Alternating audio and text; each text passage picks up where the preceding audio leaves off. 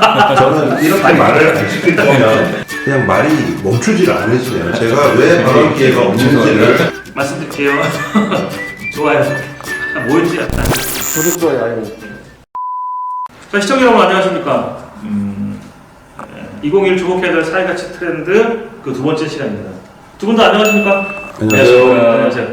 그 전에 이제 들어가기 전에 한 말씀 드리자면은 저희 방송은 정부의 방역 지침을 100% 준수하고 있습니다. 두 번째 시간은 기후 위기와 착한 소비라는 주제로 두 분 모셨고요. 그 작년에 저희가 이제 사회가치 트렌드 심층 조사를 했는데 그때 이제 5분 저희가 조사를 했고요. 그 5분이 다른 문제보다 유독 이 기후 위기에 대해서 많은 얘기를 해주셨습니다.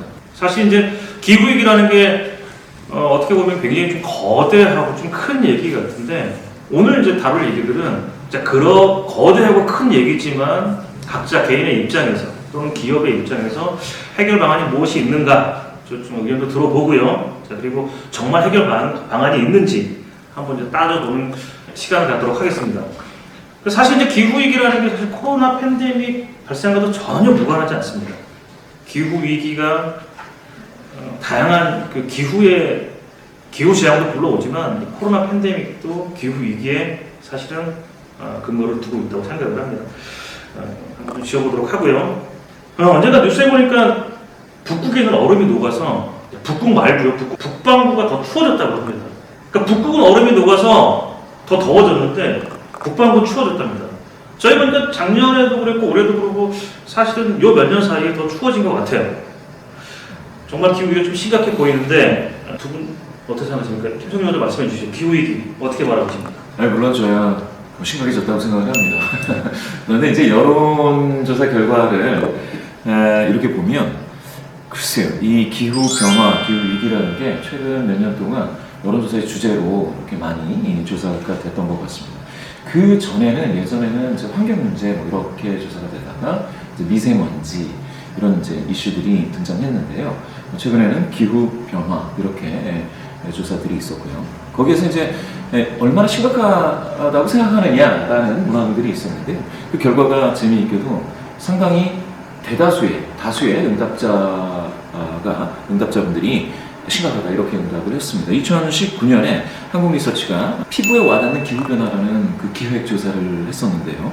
거기에 보게 될 것 같으면 기후변화가 귀화의 일상생활, 사회경제활동, 재산 및 건강에 얼마나 심각한 영향을 주고 있다고 생각하십니까? 라고 물어봤을 때 응답자의 82%, 10명 중 8명이죠. 상당히 많죠.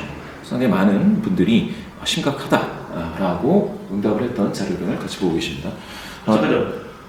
몇 년도 말고요? 2019년 3월입니다. 2019년서부터 2019년 3월이면 아직 그 코로나가 아직 되기 전이죠. 그렇죠. 약간 1년 전일 텐데 그때 이미 그 기후 변화에 대한 그런 그 심각성 인식이 굉장히 많이 확산됐다 이렇게 보실 수가 있겠고요. 비슷한 그 2019년에 역시 11월에 한국갤럽이 그 다국가 비교조사 기후 변화 관련 인식 조사를 했습니다. 이때 지구 온난화로 이어지는 기후 변화가 있다 동의하느냐라고 물어봤더니 95%가 동의한다라고 응답을 했다고. 심각하게 느끼긴 하네요. 네, 맞습니다. 전적으로 동의한다가 40.7, 어느 정도 동의한다가 54.7입니다. 또 하나 보시면 같은 조사에서 지구 온난화가 인류에게 심각한 위협이다라는 어떤 이러한 진술문에 얼마나 동의하느냐고 했더니 93%가 동의했습니다. 이 매우 심각한 그러니까 상황임을 다 알고 있는 거죠. 기후 위기가. 그래서 우리나라 국민들 다수는 이 기후 위기에 대해서 이렇게 인식을 하고 있습니다. 그러면 2020년에는 조사 결과가 없느냐 있습니다. 역시 갤럽에서 조사를 했는데요. 녹색연합이 한국갤럽에 의뢰를 해서 보고 계시는 그 화면을 보시게 될 것 같으면 자료를 보시게 될 것 같으면 이거는 2020년 8월 조사입니다. 그러니까 어떻게 보면은 코로나를 경험을 하고 또 이때쯤이면은 굉장히 그 2020년 작년에 저희가 이제 홍수도 있었고 이랬습니다. 그렇죠. 예, 그걸 전후한 시기일 텐데요. 그때 응답자의 97.7%가 기후위기 심각하다라고 얘기했습니다. 매우 심각하다는 응답이 65.3%니까 전체의 한 3분의 2는 매우 심각하다라고 얘기한 것이죠.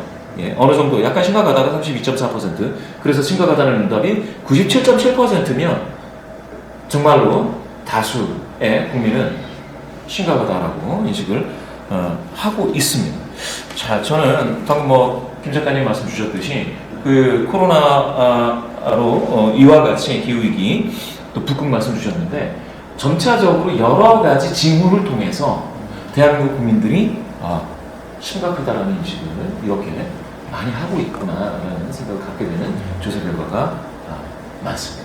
대표적으로 어떤 징후 때문에 그럴까요? 미세먼지? 미세플라스틱? 아니면 어떤 문제 때문에 심각하다고 느낄까요? 과거에 환경 문제와 관련해서 한일 비교 조사를 했던 게 있습니다. 한국갤럽에서.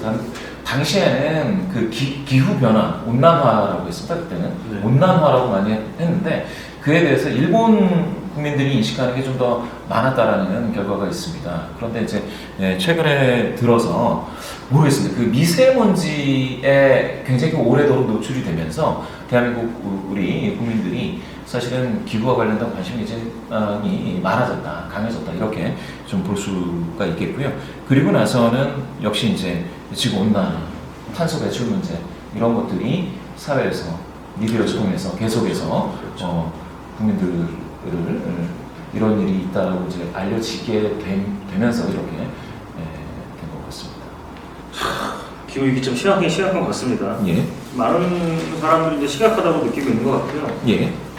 트럼프 대통령이 이제 탈퇴했던 파리 기후협정을 바이든 대통령이 취임하자마자 당일이죠. 당일 이제 재가입을 했는데 전 지구적 입장에서 너무 심각한 것 같고요.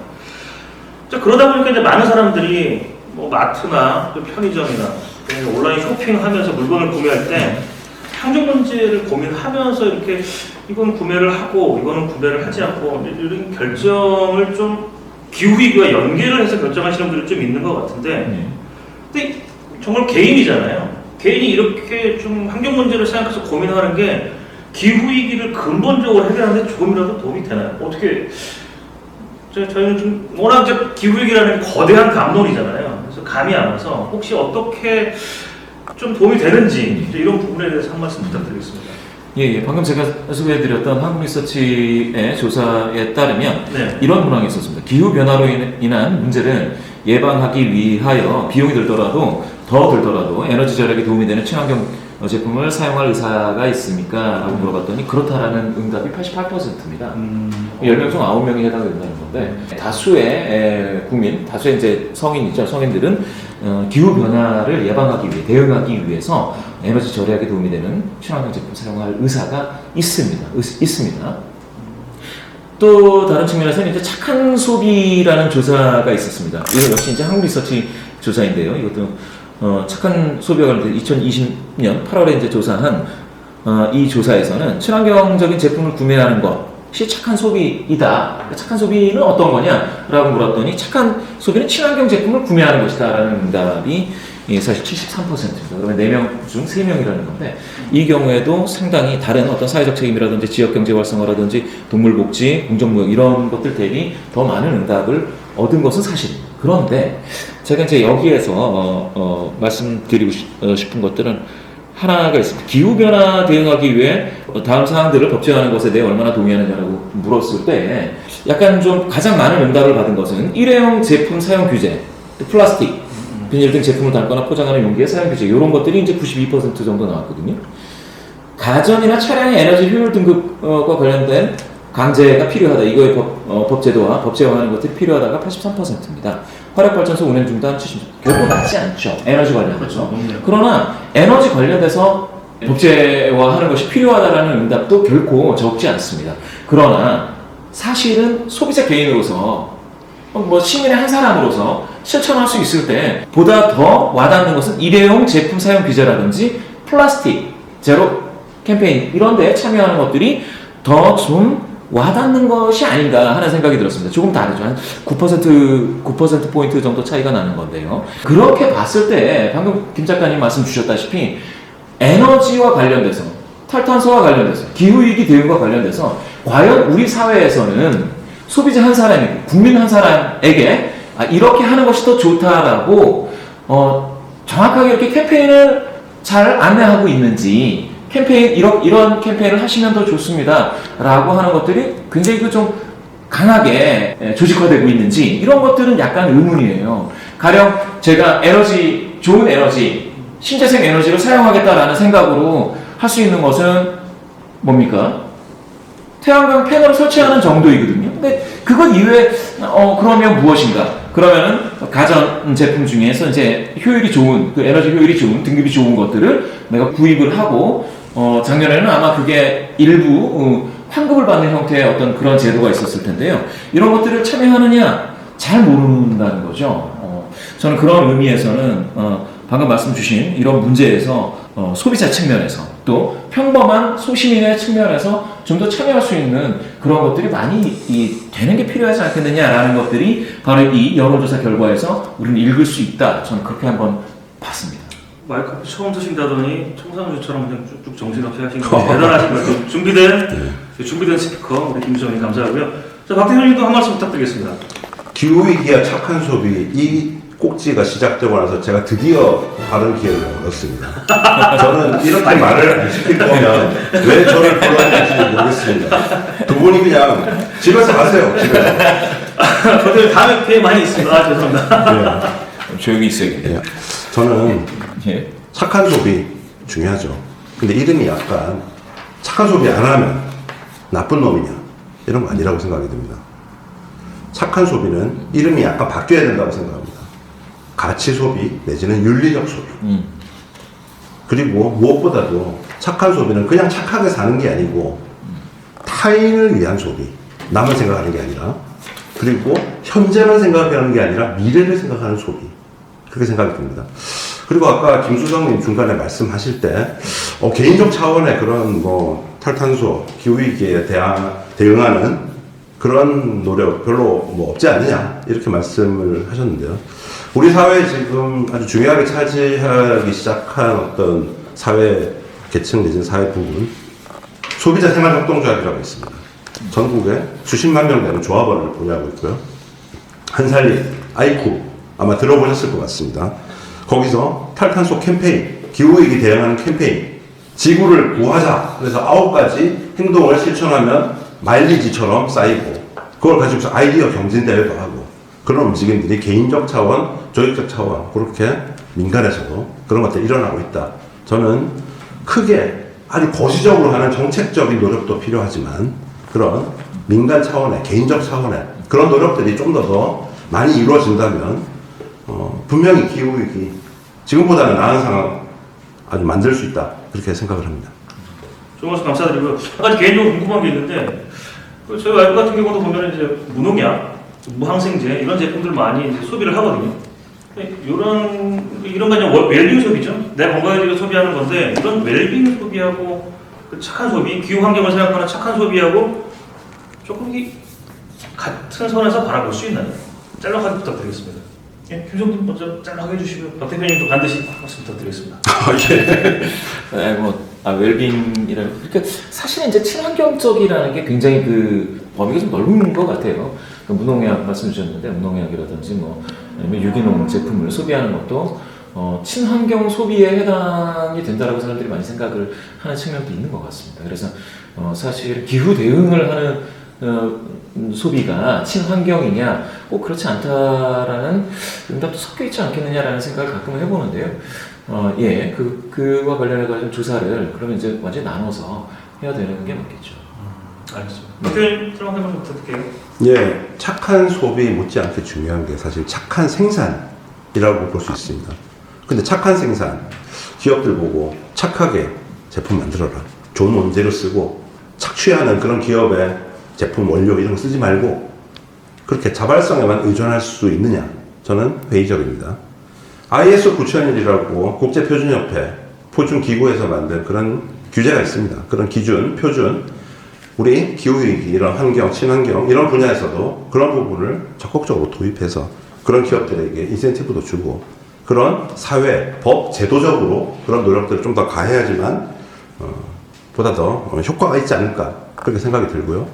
실제 아까 언급드린 것처럼 친환경, 유기농, 무농약 이런 기치를 걸고 있는 소비자 생활 협동조합, 그런 곳에서 소비자 조합원들만 있는 게 아니고 생산자 조합원들도 봤습니다. 근데 굉장히 까다롭게 정말 이런 기준을 제가 방금 말씀드린 그런 기준들, 환경적 기준 이런 걸 잘 지키고 있는 그런 것들이 유입될 수 있도록 그런 노력을 가하고 있습니다. 저는 무엇보다 중요한 게 그런 적극적인 사회법 제도적 노력 이런 것들이 중요하지 않을까 그런 생각이 듭니다. 제가 세 번째 드릴 질문을 먼저 해주셨는데 세 번째 이제 드릴 질문이 이제 비슷한 질문입니다. 지난번에 심층 면접 조사할 때 그때 이제 제 면접 인터뷰 해주셨던 전문가분들께서 착한 소비만으로 기후위기를 극복한다고? 과연 그럴 수 있을까? 굉장히 회의적인 반응을 보이셨어요.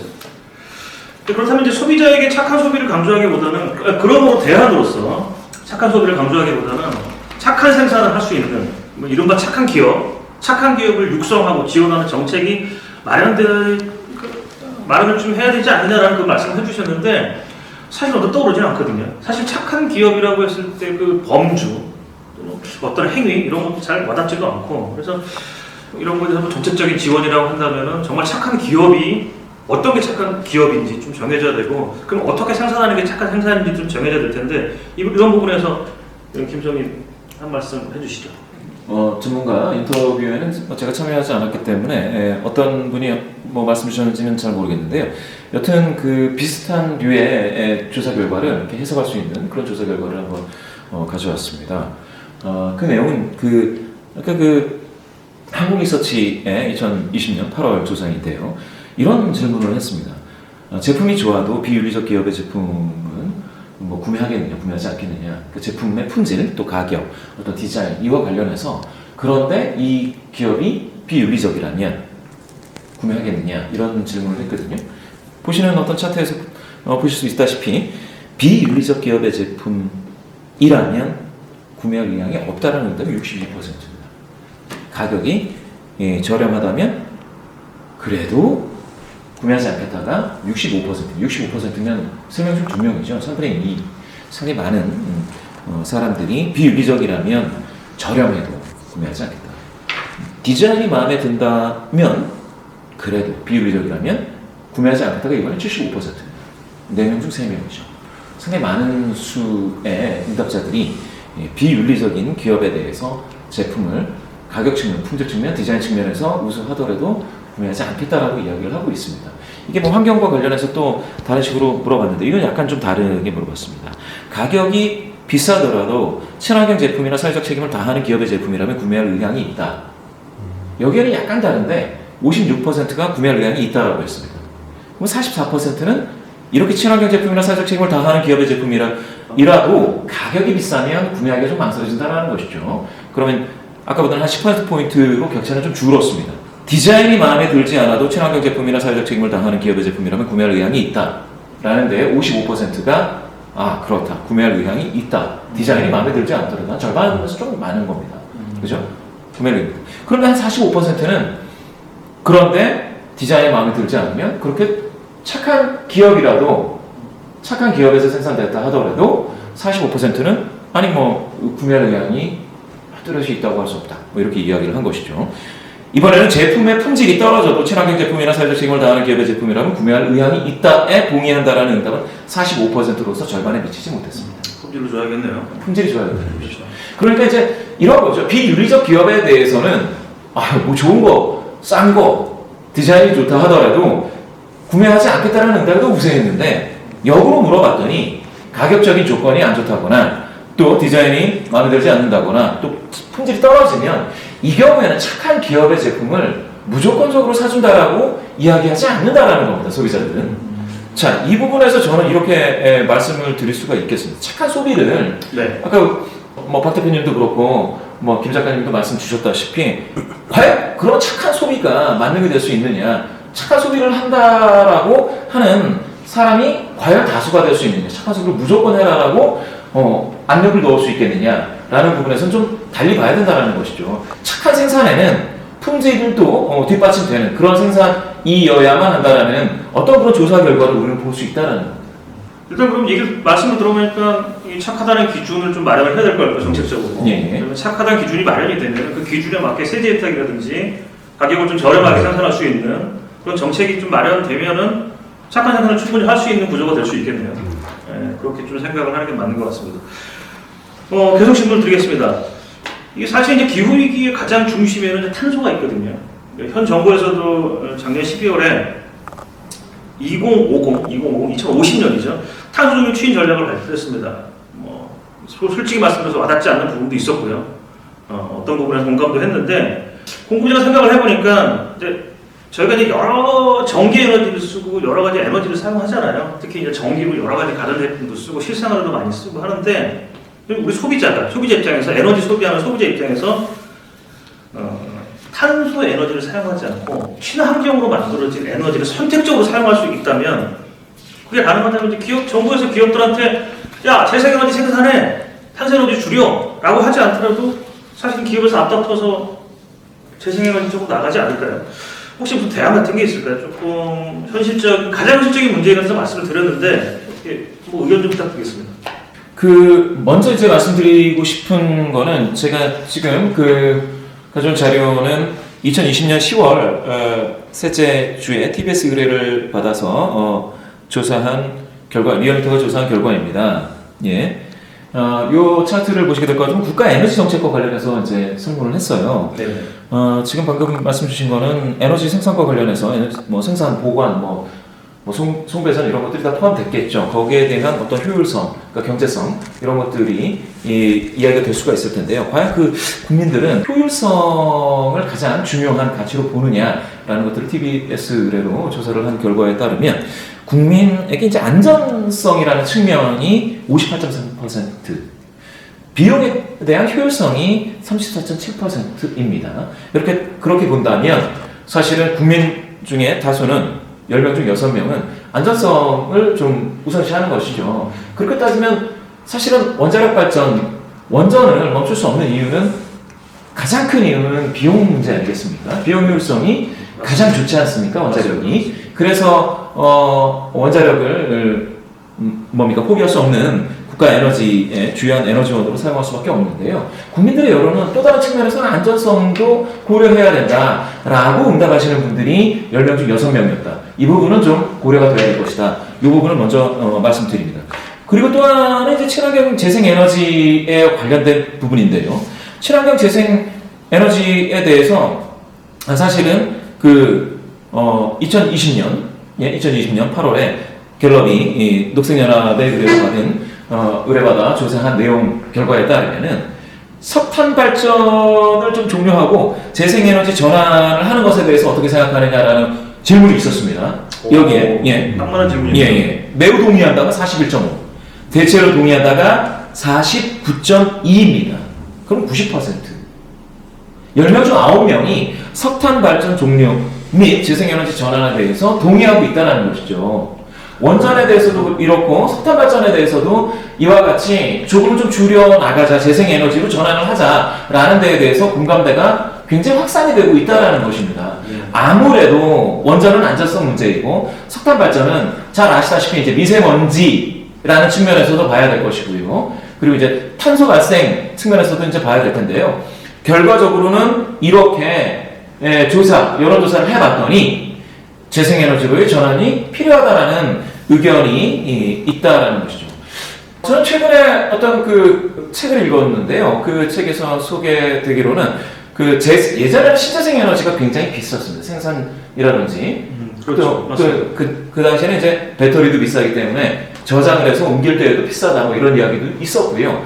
그런데 최근에 그러한 신재생에너지와 관련된 생산 비용이 80% 정도 다운이 된다. 이거 엄청난 다운이죠. 앞으로 향후 수년 내에 신재생 에너지가 원전 못지않게 또 이런 석탄 발전 못지않게 저렴해질 수 있다는 그런 주장을 접한 적이 있습니다. 그렇다면 재생에너지 생산과 관련해서 소비자가 우리 집에 오는 전기 중에 나는 재생에너지로 생산된 전기만 받겠습니다 라고 하기에는 쉽지 않겠지만 전국민적인 측면에서 전국민적인 어떤 규모에서는 신재생에너지 생산량을 늘려달라라고 주장을 하는 목소리가 계속해서 커지지 않을까 저는 그렇게 또한 전망해 봅니다. 이게 국민의 여론인 것 같습니다. 대단하네요. 90% 이상. 예. 박 대표님 어떻게 생각하십니까? 우리 김봉신 수석님 한번 필 받으시니까 그냥 말이 멈추지를 않으시네요. 제가 왜 발언 기회가 없는지를 제가 확실하게 더 이해하게 됐습니다. 예, 죄송합니다. 여러분들 혹시 전국 시민발전 협동조합 연합회 들어보셨는지 모르겠습니다. 이름 그대로 시민들이 스스로 출자를 해서 만들어진 협동조합이 지금 자료화면이 나가고 있는데요. 전국 시민발전 협동조합 연합회 회원사가 30군데가 넘습니다. 전국에 골고루 분포해 있고요. 지금 신재생에너지 생산 비용이 이제 점차 효율화되면서 그런 협동조합 형태의 시민 발전, 뭐 태양광뿐만이 아니고 햇빛 발전뿐만이 아닙니다. 지금 시민 발전이니까 뭐 집에다가 태양광 발전기 하나씩 놓는 거 이 정도만 생각하실 텐데요. 풍력 조력, 다른 신재생에너지 관련돼서도 지금 그런 시민적 움직임, 협동조합 형태, 사회적 경제 기업 그런 형태로 움직임이 뚜렷하게 나타나고 있고 그런 방향은 분명한 대세라고 말씀드릴 수 있겠습니다. 근데 하나 궁금한 게 있는데 이런 탄소제로 사회에 대해서 국민 여론이 상당히 우호적이네요, 그렇죠? 예. 상당히 우호적인데, 근데 사실 저희가 이제 길거리 나가보면은 뭐 전기차 얘기하지만 전기차보다는 압도적으로 내연기관차가 많고요. 그리고 이제 우리나라처럼 대한민국처럼 계속 성장해 왔잖아요. 그 성장의 바탕에는 탄소를 많이 배출하는 산업들, 특히 이제 뭐 정유화학이라든지 국가적 산업 중에 하나입니다. 그런 산업을 기반으로 해서 발전해 왔는데 국민들이 가지고 있는 국민 정서와는 조금 다르게 기업들이 가만히 있을까요? 어떻게 보십니까? 이 기업들에 대한 그 뭐 정책도 그렇지만 이 기업들을 이제 탄소제로 사회로 이제 이게 좀 포용할 수 있는 이제 그런 방법들이 좀 없겠습니까? 한 말씀 부탁드리겠습니다. 뭐 기업 말씀 주셨는데 제가 알기로는 이제 2030에 미국의 캘리포니아나 일본 같은 경우에는 내연기관 엔진 차량 판매가 금지된다고 제가 들었습니다. 그런데 그 우리나라는 아직 그 2030 그 내연기관 자동차의 판매 금지 얘기가 아직은 그렇게 본격화되지 않고 있는데도 불구하고 저희 국내 그 완성차의 가장 큰 회사 H 자동차 그룹에서는 어디지? 예. 말씀하시죠. 내연기관 중에 디젤 엔진에 대한 개발을 조금 늦추고 좀 중단하고 그리고 전기차와 수소차로 집중을 하겠다 이런 로드맵을 발표했다고 합니다. 저는 이제 기업이 사실 이렇게 기후 위기에 대응하는 것들은 기업이 먼저 잘 하고 있을 수도 있다라고 저는 생각을 해요. 예, 정부라든지 정치권이라든지 지자체는 이게 발등에 불이 떨어졌다라고 생각하지 않는 것 같은데 기업들은 오히려 더 발빠르게 대응하고 있을 수 있기 때문에 기업이 여기에 저항을 한다 이렇게는 생각을 좀 안 해봤습니다. 물론 이제 업종마다 차이는 있겠죠. 예, 그렇죠. 좋은 말씀 감사드리고 박 대표님 짧게 뭐 예. 추가적으로 하실 말씀 있으신가요? 예, 기후변화 속도가 예상보다 너무 빨라졌기 때문에 기업이든 뭐 지자체든 정부든 대응을 예전보다는 더 빨리 할 수밖에 없는 상황인데 이런 걸 보통 대세라고 하죠. 그런 대세에 순응하지 않으면 공멸입니다. 이 생각을 정부, 지자체 그리고 기업들 같이 해야 된다고 생각합니다. 예, 두 분 감사드립니다. 2021 주목해야 될 살가치 트렌드 그 두 번째 주제 기후위기와 착한 소비에 대해서 말씀을 나눴고요. 두 분 말씀 감사드립니다. 현실로 다가온 기후위기와 그에 따른 강조되고 있는 착한 소비에 대해 정보해봤습니다. 더불어 정부 정책을 살펴봤고요. 같이 해주신 두 분 진심으로 감사드립니다. 이번 시간 마치고 다음 시간에는 소셜 임팩트와 기업의 사회적 책임이라는 주제로 진행을 하겠습니다. 여러분 진심으로 감사드리고 시청자 여러분 구독, 좋아요, 알림 부탁드리겠습니다. 자, 감사합니다. 감사합니다.